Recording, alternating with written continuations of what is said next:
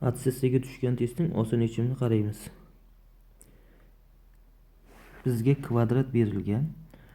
Kvadratning tomoni teng 2 ga bo'linyapti. Ya'ni tomoni 5 bo'lsa, 10 bo'lsa 5, 5 dan bo'linyapti.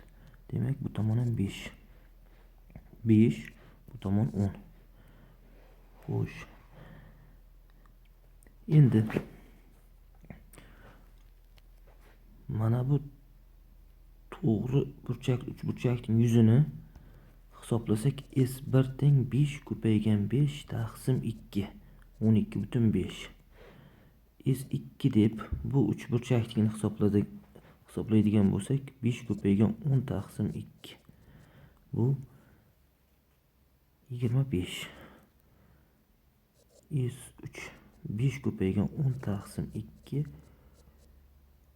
5 ga bo'lsak 25. Endi S o'rtadagi uchburchakning yuzini topadigan bo'lsak, SKE da S kvadrat yuzidan S1, S2, S3 da ayiramiz.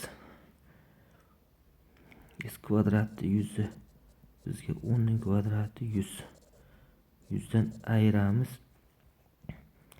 25, 12,5. Hisoblaydigan bo'lsak 37,5 bo'ladi.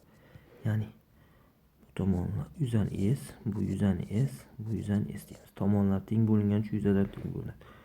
3S ni 37,5 ga tenglasak, S'imiz 12,5 chiqadi.